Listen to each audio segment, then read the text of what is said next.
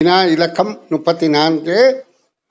தொலைக்காட்சி பெட்டியின் பயன்பெற தேவையானவை. அதாவது 3 சோடி விடைகள் தரப்பட்டிருக்கின்றன. அதில் பொருத்தமான விடையை தெரிவு செய்யணும். தொலைக்காட்சி பெட்டி என்பது தொலை தூரத்தில் நடக்கிற நிகழ்ச்சிகளை அல்லது நடத்தப்படுகின்ற நிகழ்ச்சிகளை எங்களுக்கு அருகில் காட்டுவதுதான் தொலைக்காட்சி பெட்டி.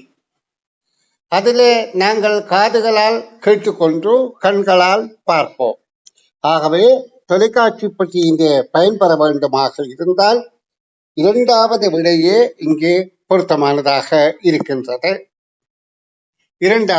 35வது வினா. பால் அன்புடன் அம்மா தந்தாள். சொற்களை ஒழுங்கமைத்த சரியான வாக்கியம் எது? அதாவது எங்களை பொறுத்தவரையில சிறு பிள்ளைகளுக்கு வாக்கியம் என்றால் பயனிலை இருத்தல் வேண்டும். அதுவும் பயனிலை அந்த வாக்கியத்தின் இறுதியாக இருத்தல் வேண்டும். அப்ப இந்த 4 சொற்கள்ல பயனிலை சொல்லாக வருவது வினை சொல்லாக இருக்கும்.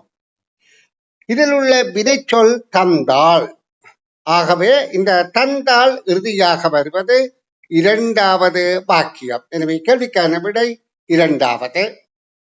பயனிலை சொல்லோட யார், எது, எவை என்ற கேள்வி எழுப்புவதன் மூலம் எழுவாயை கண்டுகொள்ள முடியும். தந்தாள், யார் தந்தாள்? அம்மா. அப்ப எழுவாய் அம்மா என்பது எங்களுக்கு புலனாக்கி விட்டது. சேப்படு பொருள் யாரை, எதை, எவற்றை. எதை தந்தாள்? பாலை. அப்ப சேப்படு பொருள் என்பது பால் என்பது விளங்கிவிட்டது. இப்ப தந்தாள் என்பதோடு அன்புடன் என்ற சொல் அதோடு இணைந்து வந்துள்ள சொல். ஆகவே இரண்டாவது விடை மிக பொருத்தமாக இருக்கின்றது. இனி நாங்கள் அடுத்த 36வது வினாவை பார்வையிடுவோம்.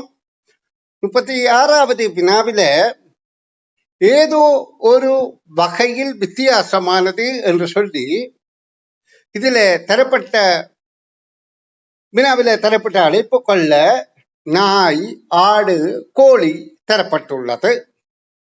இதில் எது வித்தியாசமாக இருக்குமோ அந்த 3லே ஒன்றை தெரிவு செய்யணும். இப்ப எங்களுக்கு நாயும் ஆடும் 4 கால் ஜீவராசிகள். அதாவது அவை 2க்கும் 4 கால் இருக்கின்றது. அத்தோடு மிருகங்கள் என்று அழைக்கப்படுகின்றது. 3வதிலே இருப்பது கோழி என்பது 2 கால்களை கொண்டது, பறக்கக்கூடியது, பறவை இனம். ஆகவே வித்தியாசமானது 3வது என்பது தெளிவாகிவிட்டது. இனி இந்த பக்கத்தின் இறுதி வினா. கட்டத்தினுள் உள்ளவற்றுடன் சேர பொருத்தமானது எது என்று கேட்கப்படுகின்றது. இந்த கட்டத்தில் இருக்கின்ற அதாவது 3 மேலே உள்ள 3 உருக்களோட வினாக்குறி தரப்பட்ட இடத்துல இதில் எந்த 3லே ஒன்று பொருத்தமானது பொருந்தும் என்பதுதான் கேள்வி. இதுவா இதுவா இதுவா என்பது. அப்ப நாங்க முதல் கட்டத்துல தந்த 3 உருக்களையும் பார்த்தால், ஒன்று கோழி பறவை இனம், காகம் பறவை இனம், புறா பறவை இனம். அப்ப இங்கே நாய் தவிர்த்தால் வௌவால் கிளி இருந்தாலும் வௌவால் பறவை இனம் அல்ல, பறக்கக்கூடிய முலையூட்டி இனம். ஏனென்றால் வௌவால் கன்றுகளை ஈணுவது, பறவை என்றால் முட்டையிட்டு குஞ்சு பொரிப்பது. அப்ப வௌவால் பறவை இனம் அல்ல. அத்தோடு வௌவாலுக்கு இருக்கிற இந்த இறக்கையானது சவ்வு வடிவானது, மென் சவ்வு வடிவானது. பறவைகளுக்கு இருக்கிற இறக்கை அதாவது மெல்லிய இறக்கைகள், சிறகுகளாக இருக்கின்றது.